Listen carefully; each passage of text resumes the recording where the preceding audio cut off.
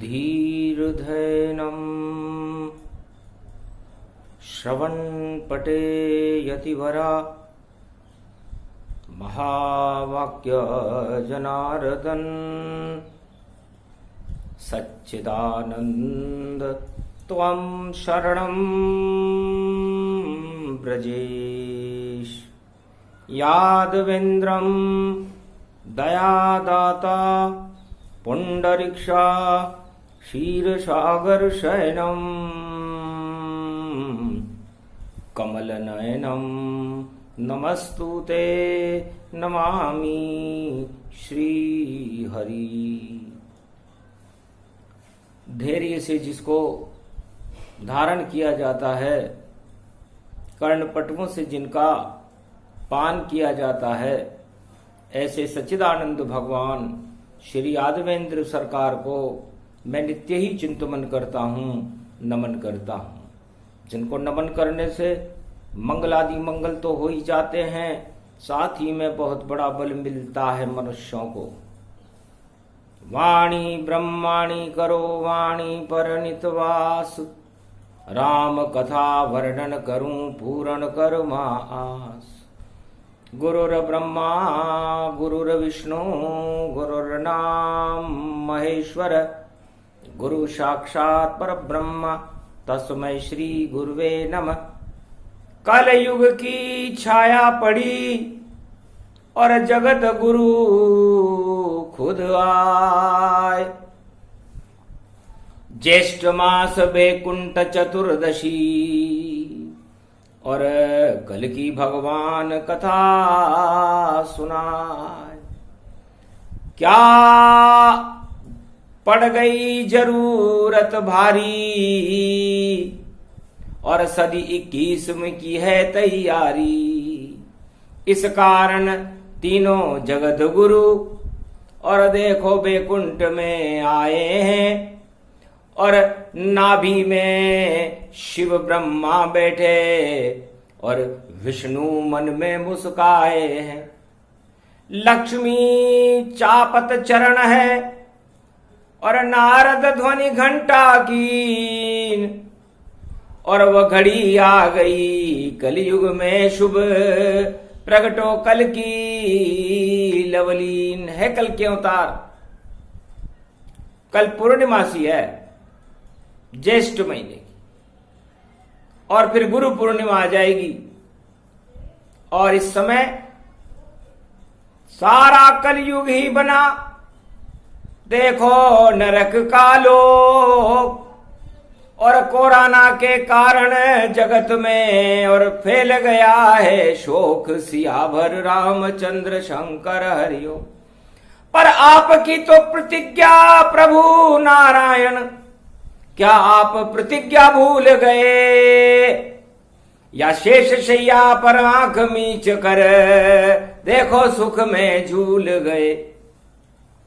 विप्रधेनु सुर संतहित लीन मनुज अवतार, और दूसरा भवन आपका भारत है, इसमें ले वो अवतार। सियावर रामचंद्र शंकर हरिओ।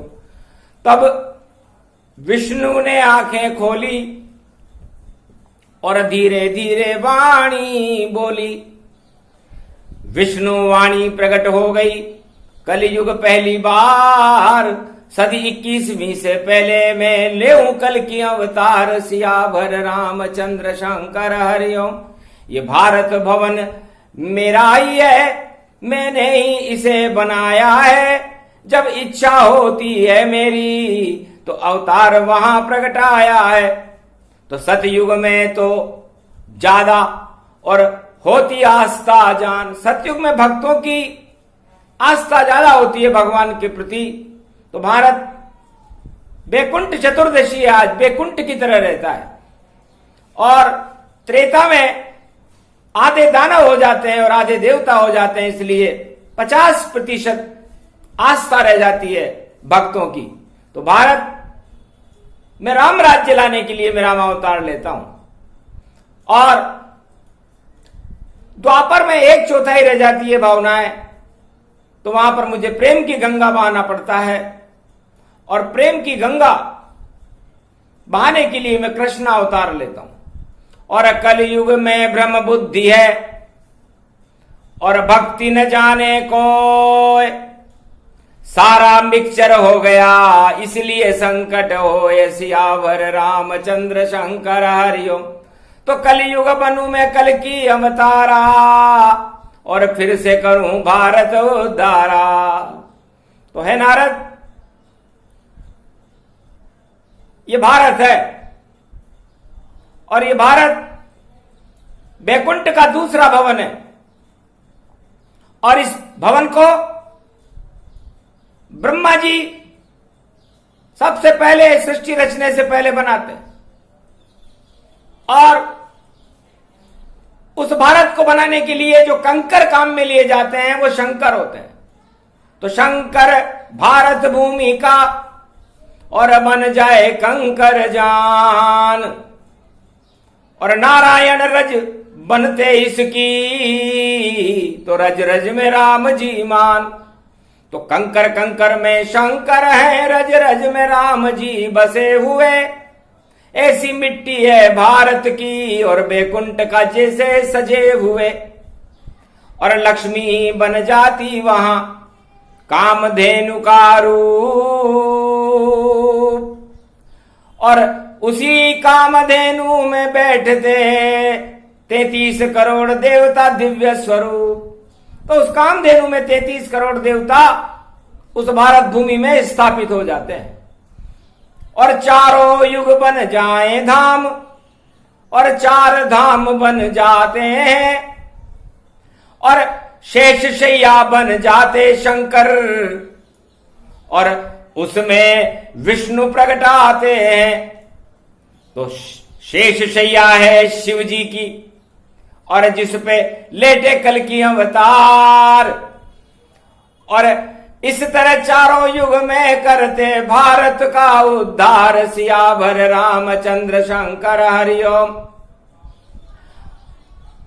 और भक्ति का अमृत टपकाने और यहां चंद्रमा आता है और अज्ञान का जितना अंधकार उसको ज्ञान का सूरज हटाता है और 10 दिशाओं में हो जाता।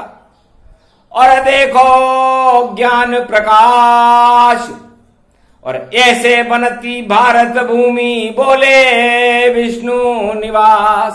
इस तरह नारद जी भारत भूमि बनती है और ये दूसरा बैकुंठ है।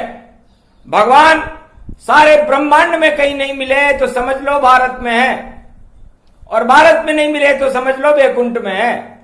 इसके अलावा जाता आता कहीं नहीं। ये दूसरा भवन बनाया है, पर देखो कलयुग की छाया इसमें कोराना आया है। तो नरक लोक बन गया जगत ये, और अब नरक को स्वर्ग बनाऊं और सदी 21वीं में फिर से मैं जगत गुरु बन जाऊं। तो सोने की चिड़िया बना दूंगा और जगत गुरु भारत होगा। और इस कारण देखो अवतार मेरा और 21वीं सदी कलयुग होगा।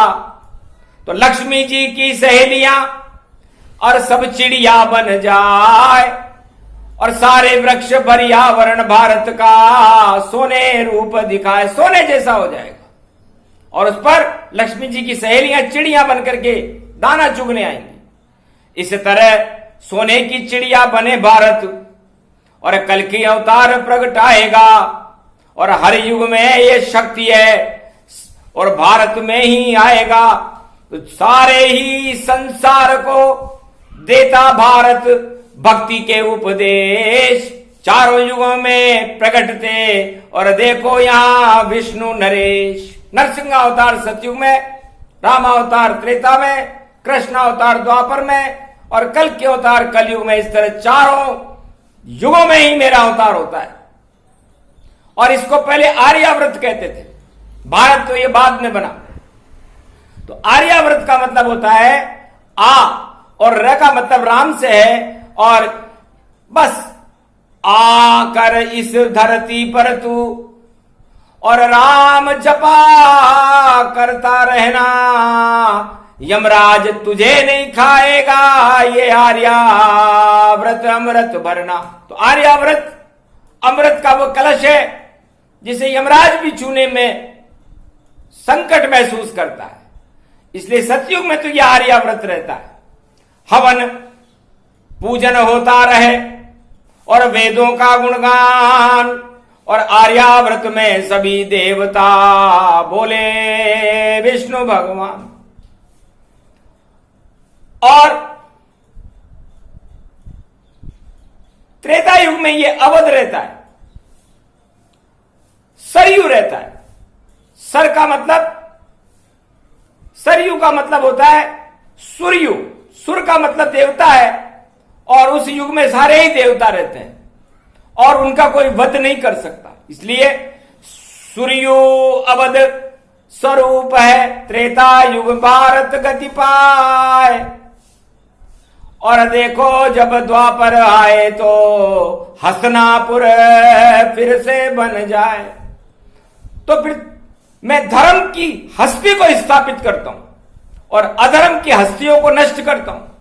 तो जब जब द्वापर आता है हस्तिनापुर बन जाए, और जब ये कलयुग आए तो हिंदुस्तान कहलाए।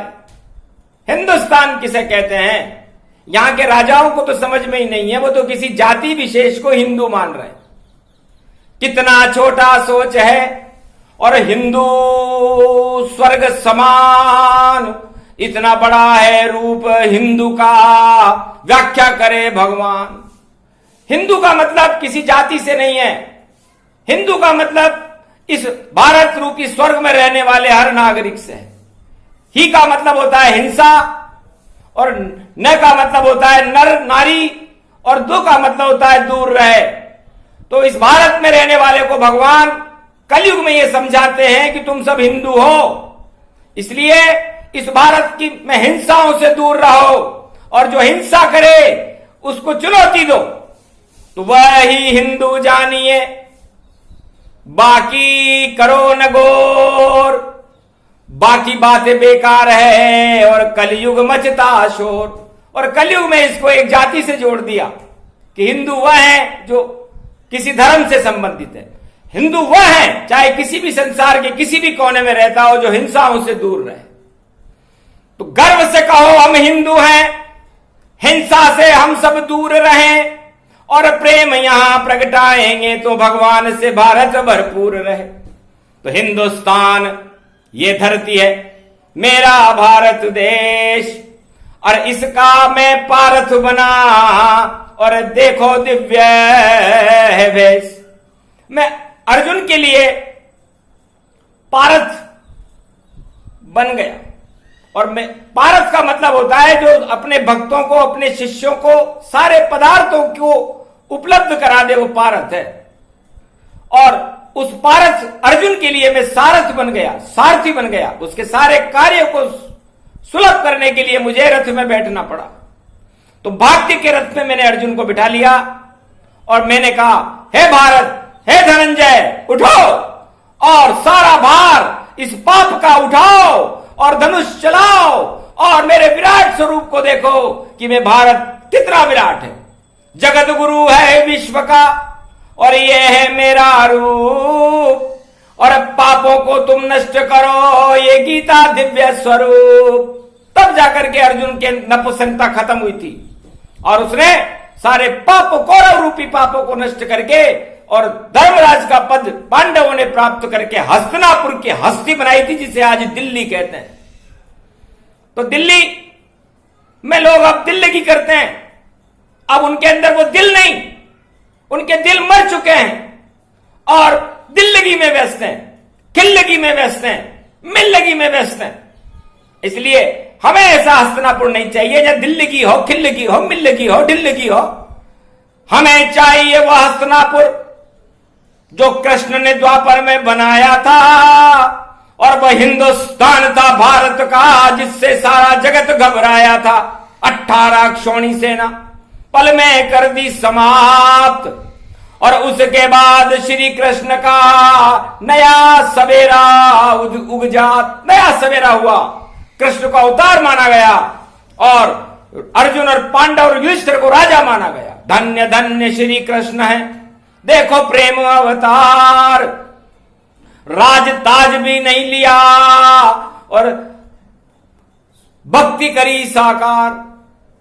बारे पूरे संसार में ऐसा राजा ही नहीं हुआ जिसने राज नहीं लिया। सारे राजा जो भी अपने लिए करते हैं वो केवल अपने राज प्राप्त करने के लिए करते हैं, सतयुग से कलयुग तक। लेकिन एक ही राजा ऐसा हुआ, कृष्ण, जिसने युधिष्ठिर को राज दिया और खुद ने राज नहीं किया। तो राजा हो तो गांधी जैसा, जिसने सब कुछ त्याग किया, और राजा हो तो कृष्ण जैसा, जिसने गोप ग्वालों से प्रेम अनुराग किया। तो राजा ऐसा चाहिए जो करे कृष्ण सा प्रेम और धर्म ध्वजा लहरा दे भारत की, तो हो जाएगा नाम। पर कुर्सी के चिपको मत भैया, कुर्सी तुम्हें डुबा देगी, और एक दिन ऐसा आएगा और ईश्वर शक्ति तुम्हें सजा देगी। तो दो तरह से सजा मिलती है। भगवान के यहां से जब सजा मिलती है तो उसका ताज सज जाता है, और जब पापों की सजा मिलती है तो उसका ताज गिर जाता है। तो सजा दोनों ही है, राजा बनना भी एक सजा है और राजा का ताज गिरना भी एक सजा है। और इस सजे में बड़ा मजा है, और इस मजे को भारत कहते हैं। तो मजा लेने आते हैं यहां जितने भी पुण्यात, योग भ्रष्ट जिनका होता वह राजा भारत के बन जात। जिन तपस्वियों का योग भ्रष्ट होता है, तपस्या बिगड़ जाती है और परमात्मा की आत्मा से छिटक जाता है, दूर कर दिया जाता है, तब वो भारत में जन्म लेता है और उस पुण्य के प्रभाव से भारत का राज और ताज उसके चेहरे पर शोभायमान होकर के वो प्रतिज्ञा करके आता है कि मैं आपके जैसा राज करूंगा। लेकिन सारी प्रतिज्ञाओं को और शपथ और संविधान की शपथ को भूल करके प्रजा को नरक लोक में पहुंचाने वाले राजाओं का तो नरक लोक भी स्वागत नहीं करता, नाक सिकोड़े नरक भी। जब ऐसे राजा हो शपथ लेती कल्याण की, पर दुर्दिन भारत हो सियावर रामचंद्र शंकर हरिओम। तो हिंदुस्तान है धरती हमारी और भगवा रंग लगती हमें प्यारी, और तिरंगा ध्वजा हमारा और सारे जगत में सबसे प्यारा। इस धरती की रक्षा पर और इस ध्वज की रक्षा करे जान, हम सब भारतवासी एक हों, दे दे अपने प्राण। तब भारत को और भगवान को गौरवान्वित होना पड़ता है कि ऐसे प्रजा है यहां पर जो अपने राजा के लिए, अपने देश के लिए, अपने तिरंगे के लिए अपनी जान देने को तैयार है। तब तपती है रोहिणी जैसी धरती, और भारत को कोरोना से तपाया है, और ऐसा सबक सिखाया भारत को जो अब तक किसी ने नहीं सिखाया है। राजा प्रजा चुपचाप बैठ गए घर में और देखो रहे हैं ठोर, और वाणी कर रहे देखो बैकुंठ में, और देखे भारत की ओर, और भगवान विष्णु भारत की ओर देख रहे हैं, क्योंकि इसके असली मालिक तो भगवान है। ये तो लीज पर देने वाले राजा महाराजा है, आते रहते हैं और जाते रहते हैं। इनकी लीज जब समाप्त होती है तो चले जाते हैं, और जब लीज का आज्ञा पत्र प्राप्त हो जाता है तो राजा बन जाते हैं। तो लीज प्रणाली कलयुग में ज्यादा दिन चल नहीं पाएगी, अवतार कल की प्रगटाएगा, भारत को स्वर्ग बन जाएगी। तो भारत भूमि वत्सले वंदे भारत भूमि, वंदे अमृत झरे गंगा झरे, प्रणतारणी पाप हरे। हिमगिरी से देखो प्रकृति उदय हो, नीलकंठ ज्ञान झरे, गणपति रिद्धि सिद्धि भरे, भंडार भरे, ब्रह्म तेज स्वरूपणी भारत भूमि, परम पावनी भारत बने। गारत बने जो दे चुनौती देश भारत देश को। मिट्टी में मौसम मिल जाएंगे ये कहते हैं विष्णु नरेश को। विष्णु जगत तन रूप जानो भारत उनको मानिए। कल्याण करने आए भारत, भारत को विष्णु मानिए, भारत को राम ही मानिए, भारत को कृष्ण ही मानिए, भारत को कल्कि मानिए। ये धन्य हीरे पन्ने सी जड़ती हुई ये भूमि है, इसके चरण में आप सब अपना सर झुकाना जानिए। ये राष्ट्र भक्ति की ये वाणी और कलयुग में विष्णु सुना रहे।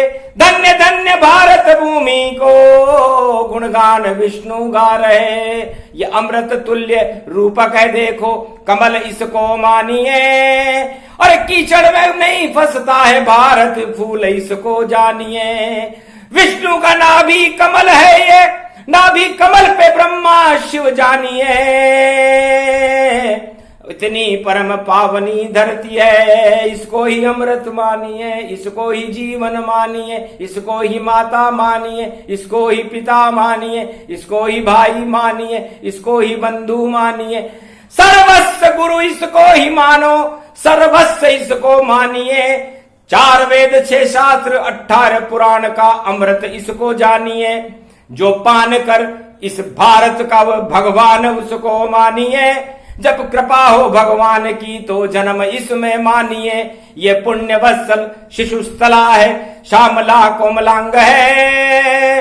इतनी धरा ये पावन है और भारत ही भगवान है। ये सदी 21वीं देखो भगवान इसमें आएंगे और 4 चतुर्भुज रूप देकर भारत को दर्शन दे जाएंगे। वह शब शगुन बेकुंठ चतुर्दशी देखो गुरु की आ गई।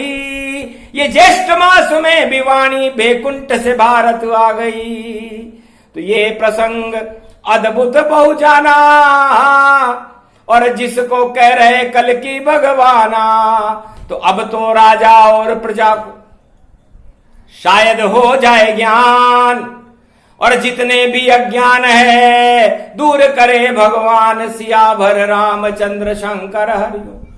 इस कारण रोहिणी में अमृत और कल की भगवान ने टपकाया है और शक्ति दे दी भारत को। इसे कोई झुका नहीं पाया है। कैसा भी अणुबम हो उसके देखो रख ले पास। अरे एक दिन अणु ही खत्म होएगा, नहीं आएगी सांस। अरे गोप ग्वालों की टोलियां अणुबम खिलौने खेलेगी और फूल मालाएं सज जाएगी। उस पे कल की नृत्य शैली होगी। तो नृत्य करे कल की अवतारा, फूट जाए सब अणु भंडारा। वहां तो रहे बस राजकुमारा और बरसे मंत्र त्वम शरणम ब्रजेश की धारा। तो भारत कमल का फूल है और मंत्र है त्वम शरणम ब्रजेश। अमृत इसमें भर दिया कट गए कोटि कलेश। तो जब तक आए नहीं कल की अवतार तुम शरणम ब्रजेश मंत्र जपते रहो। और जैसे तपती है रोहिणी भारत में, हे भक्तों तुम भी तपते ही रहो। तो तपते तपते तपते तपते जब पूरा हो तप जान और 1 अरब 50 करोड़ हो तो कल के प्रगति भगवान, तो कल की भगवान का प्रागट्य हो जाएगा। जैसे दर्शन दिए प्रहलाद को और ध्रुव को दर्शन देने आए और अयोध्या के नर नारियों को दिए दर्शन और लंका दर्शन विभीषण पाए और गोप ग्वाल और पांडवों को द्वापर दर्शन दे जाए। ऐसे ही दर्शन देने 21वीं सदी में कल की अवतार भी आए। इसलिए कल के अवतार कहते हैं कि आप तपो तो सही, मेरा नाम जपो तो सही। जब मेरी वाणी का प्रसारण मैं सारे संसार में कर सकता हूं तो मैं कितना सक्षम हूं। अरे कंकर कंकर भारत का देखो ये शंकर रूप कहता है। मैं चाह से चाहूं वाणी कर दूं और कंकर में प्रगटाता है। तो कंकर ही वाणी करे इस कलयुग के माय, कंकर भी शंकर बना ये चमत्कार प्रगटाए। तो वाणी कंकर ही करता है और वाणी कंकर में शंकर भरता है, और शंकर में देखो राम हमें और रोजाना ही सुन लेता है।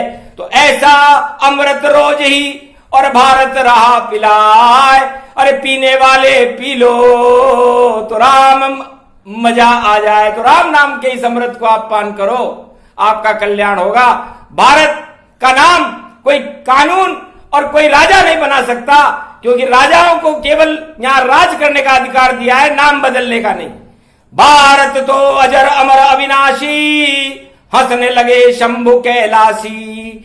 तो भा का मतलब भावना, और रत धर्म में रत करो जाए, और अधर्म का त्याग करो तो भारत स्वर्ग बन जाए। सियावर रामचंद्र शंकर, जैसे भाई था भरत हमारा, छोड़ दिया राज दरबारा, और पावड़ी राज चलाया, और नंदीग्राम में राम जपाया। 14 साल तक जपता रहा और तपता रहा श्री राम, तब जाकर भारत बना, बोले विष्णु भगवान।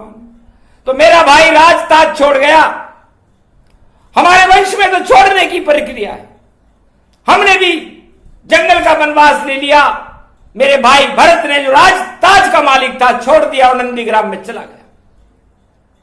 लेकिन कलयुग में राजाओं में इतनी शक्ति नहीं कि वो राज छोड़कर तपस्या कर ले।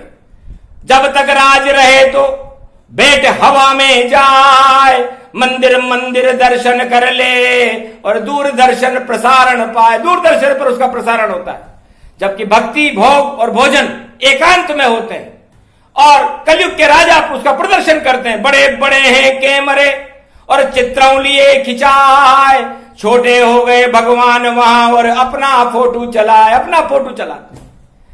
तो जब भगवान से बड़े भक्त होते उनको तो डूबना पड़ता है, और कान खिंचाई होती है, और देखो फिर सोना होता है। तो थोड़ी टांग खींचनी पड़ती है उनकी, जब टांग खींचती है तो खिंचाई होते ही और वो भक्त राम राम करने लग जाता है, और फिर सच्चा राम उसके मुंह से निकलता है, फिर वापस भगवान उसे माफ कर देते। तो अभी सच्चा राम लेने वाला कोई आया नहीं, दिखाई नहीं देता। अभी तो कुर्सी वाले राम हैं, और राम को कुर्सियों को छोड़ने से मजा आता है, क्योंकि उनके परिवार में राम ने खुद ने कुर्सी छोड़ी, उनके भाई ने कुर्सी छोड़ी, उनके पिता दशरथ ने कुर्सी छोड़ी, और रघुवंश के सभी राजाओं ने कुर्सी छोड़ी, तब जाकर के रघुवंश के सूर्य तेजस्वी है। लेकिन कलयुग के राजा कुर्सी को छोड़ना अधर्म समझते हैं। अरे इसको धर्म समझो भैया, तो आनंद तुम्हें आ जाएगा और ताज तुम्हें मिल जाएगा, फिर राज कभी नहीं जाएगा। पर इतनी सी ही गलती है, जिसे विष्णु रहे बताए, जिस दिन ये बात समझ जाओगे ताज नहीं हिल पाए। तो ये बात सुग्रीव ने समझी, ये बात विभीषण ने समझी, ये बात पांडवों ने समझी, उनके ताज कभी गए ही नहीं, आज तक सुरक्षित है। लंका का राज आज भी विभीषण करता है, पाताल लोक का राज आज भी मकर ध्वज करते हैं, ध्रुवलोक का राज आज भी ध्रुव करते हैं, और भारत में हस्तिनापुर का राज आज भी पांडव और उनके वंशज करते हैं। तो सोचो कितना छोटा सोच है, उतना छोटा ताज। सोच बड़ा तो कीजिए तो बन जाओ महाराज। इस कारण ये वाणी प्रगटाई और राजनीति की बात बताई। ऐसे चलेगा कलयुग में, देखो राज का धर्म। कल की अवतार बतला रहे हैं कलयुग के कुछ कर्म, सियावर रामचंद्र शंकर हरिओम। ये तो व्याख्या है, टिप्पणी है, छोटी सी टिप्पणी है, छोटा सा संविधान है कल की भगवान का। उसका विस्तार तो बड़ा लंबा है, और जब मैं खुद भारत का नेतृत्व करूंगा तो 3 शेर के खंबे में से निकलूंगा। नरसिंह अवतार में मैं उसी खंबे से निकला था जो आज भी खंबा भारत में लगा हुआ है, और उस खंबे में 3 शेर लगे हुए हैं और उस पर लिखा हुआ है सत्यमेव जयते। ये इस बात का संकेत है कि खंबे में से भी भगवान भारत में किसी भी युग में प्रकट हो सकते हैं। लेकिन भारत के राजाओं को और विश्व के राजाओं को यह शंका है कि आए ना आए। तो शंका में ही डूब गए सारे राज और ताज, और आगे भी डूबेंगे बोले कल्कि महाराज। इसलिए खंबे में से ही आते हैं प्रहलाद के लिए तो, और भारत की रक्षा करने 21वीं शताब्दी में इसी 3 शेर वाले खंबे में से, जहां सत्य में जयते लिखा हुआ है, कल की अवतार प्रकट होगा। यह खंबा अवतार है, नरसिंह चतुर्दशी निकल गई, लेकिन आज भी वैकुंठ चतुर्दशी है। इसलिए भगवान कलंकेश्वर ने घोषणा कर दी कि खंबा बनकर आऊंगा और खंबे से निकलाऊं, 3 शेर मेरे साथ हैं, ब्रह्मा विष्णु महेश संग में लाऊं। तो ये 3 शेर ब्रह्मा विष्णु महेश हैं, और उन शेरों की शक्ति है वैष्णव देवी जगदम्बा शेरा वाली, और ये खंबा है भारत, और इस खंबे को जो हिलाएगा उसकी हालत हिरण्यकश्यप जैसी हो जाएगी। इसलिए चुनौती देने वाले राष्ट्रों, इस भारत के खंबे को हिलाने की कोशिश मत करना। ये ब्रह्मवाणी, तेजवाणी, विष्णुवाणी है, और इस वाणी को यदि कोई चैलेंज करता है, कोई चुनौती देता है, तो वो चुनौतियां अणुबमों के साथ ही बेकार हो जाती है, भस्ट फूट जाते हैं बम सब, और अणुशक्ति बेकार। और कल की अवतार की वाणी सिद्ध है, और बरसे अमृत की धार। तो जो भी सुने प्रसंग ये राष्ट्रवाणी का रंग, सारे भारत में बन जाए हिंदुस्तान का रंग। तो हिंसाओं से दूर रहो, वो हिंदू है, और हिंसाओं को दूर करने के लिए, उन चुनौतियों का सामना करने के लिए तैयार हो जाओ। वो समय कल की भगवान कहते हैं आ चुका है, तब आपको हिंदू मानेंगे। नहीं तो आप भी वैसे ही बिंदु हो जैसे बिंदु सारे संसार में छिटक रहे हैं। पता नहीं है, जाएं अब रास्ता नहीं दिखाए, अरे आंखों के आगे पर्दा पड़ा तो हिंदू कैसे बन पाए। इसलिए हिंदू बनो, किसी जाति और धर्म से मत जोड़ो हिंदू को। हिंदू तो वह है जो हिंसाओं से दूर रहे। अहिंसा परमो धर्म है। भगवान बुद्ध ने संदेश दिया, भगवान कृष्ण ने संदेश दिया, भगवान राम ने संदेश दिया, और भगवान नरसिंह अवतार ने संदेश दिया, और कल के अवतार भी संदेश देंगे। और ये संदेश की टिप्पणियों का रूपक भगवान विष्णु ने वैकुंठ चतुर्दशी ज्येष्ठ मास गुरुवार को सुनाया। तो ये प्रसंग अद्भुत बड़ा, अद्भुत वाणी जान, अरे सोने की चिड़िया बने मेरा हिंदुस्तान। जय श्री कल की भगवान की, आज के आनंद की जय। ये प्रसंग जो भी सुने कृपा कलंकी हो, जो भी उसका शुभ संकल्प हो जल्दी पूरा हो। जय श्री राम, जय कल की भगवान।